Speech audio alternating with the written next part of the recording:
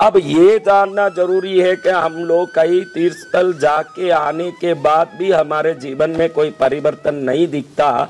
इसका कारण क्या है कि हमारे जीवन में कोई परिवर्तन नहीं दिखता? ये बहुत जरूरी सोचने जैसी बात है। ध्यान रखिए, रोग का विचार, परेशानी का विचार, नुकसान का विचार, तकलीफ का विचार, संकट का विचार, उपद्रव का विचार, ये विचार और वो परिस्थिति दोनों आदमी में नकारात्मक ऊर्जा उत्पन्न करते हैं। लेकिन ध्यान रखना, लोभ और स्वार्थ ये दोनों इसी कैटेगरी के चीज हैं। जो नुकसान, उपद्रव, परेशानी, संकट, रोग, दुख, मैंने बताया कि ये अगर आप झेल रहे हो या इसके विचार को लेके घूम रहे हो, परेशानी में हो तो भी नकारात्मक ऊर्जा होगी, परेशानी का विचार करो तो भी नकारात्मक ऊर्जा होगी।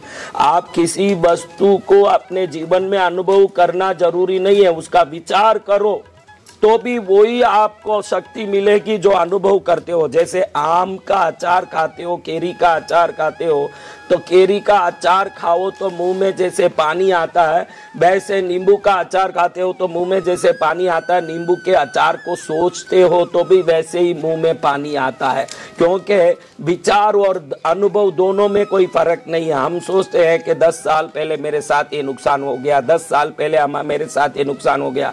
हमको समझ ही नहीं पड़ता है कि हम अज्ञानता के कारण 10 साल पहले हुए नुकसान को आज तक सोचते हुए उस नुकसान से उत्पन्न होने वाली नकारात्मक ऊर्जा को आज तक भी शरीर में लेके घूम रहे हैं। आज तक भी उस परेशानी को मन में लेने के कारण आज तक उसी ऊर्जा के व्यवस्था को लेके चल रहे हैं जो हरदम जीवन में नकारात्मक शक्ति डालेगा।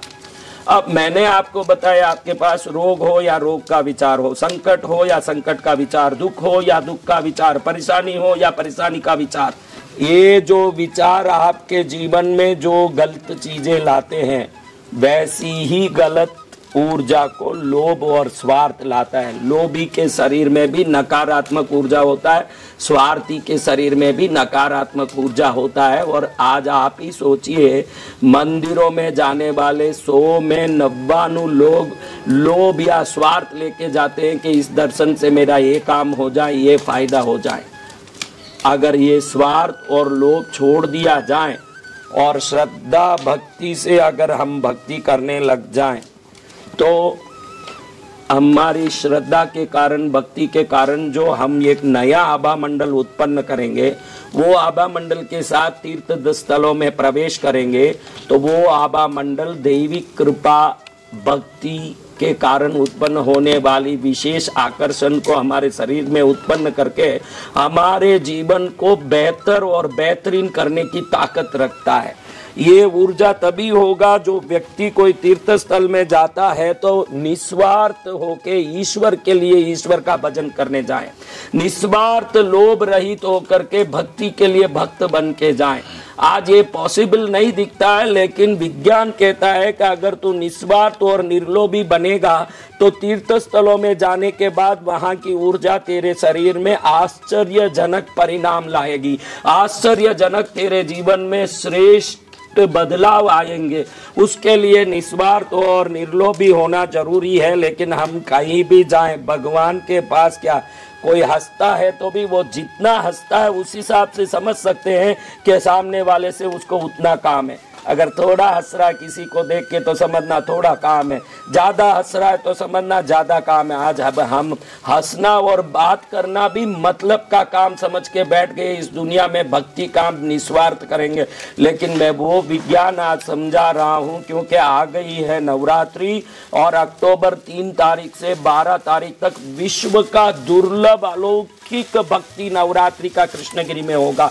लेकिन कोई सोचे कि मेरा ये काम हो जाएगा, लक्ष्मी मिल जाएगी, धन मिल जाएगा। मैं हाथ जोड़ के निवेदन करता हूँ, अगर आप में कोई लोभ है और स्वार्थ है, उसके लिए कृष्णगिरी आ रहे हो तो आना बेकार है। भक्त बन के आइए, श्रद्धा से श्रद्धालु बन के आइए। जब आप श्रद्धालु बन के आएंगे तो आपकी आभा मंडल अलग होगी, आपकी ऑरा अलग होगी। मछली को पकड़ना हो तो उसके लायक का जाल होना चाहिए, कृपा को पाना हो तो उसके लायक का आभा मंडल होना चाहिए। अगर ये आभा मंडल नहीं है तो समझ लेना कि जीवन बेकार होने वाला है। अब ये देखना है कि ये बड़े बड़े उत्सव होते हैं, बड़ी बड़ी मूर्तियां रखी जाती है, बड़े बड़े मंदिर बनते हैं, इसका प्रयोजन क्या है?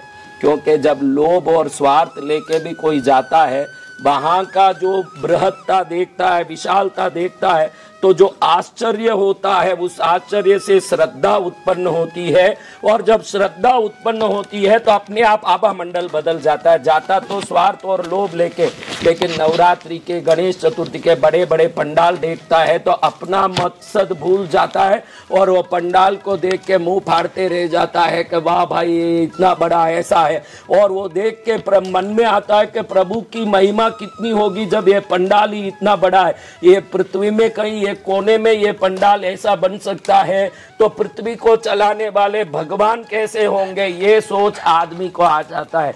जब ये सोच आता है तो वो सोच आदमी में एक नया आश्चर्य और श्रद्धा उत्पन्न करता है। और जब श्रद्धा उत्पन्न करता है तो वो श्रद्धा अपने आप उसके आभा मंडल को बदल देता है। देखिए, कुत्ते के साथ कुत्ता ही दोस्ती करेगा, हाथी के साथ हाथी ही दोस्ती करेगा, कुत्ता हाथी के साथ दोस्ती नहीं करेगा। आपका आभा मंडल सकारात्मक हो तो ही आप धन दौलत खुशी आनंद को आकर्षित कर सकोगे। अगर आपका आभा मंडल नकारात्मक है तो दरिद्रता दुख और परेशानी को ही आकर्षित करोगे। आभा मंडल तभी बदलेगा जब अंदर के विचार बदलेंगे।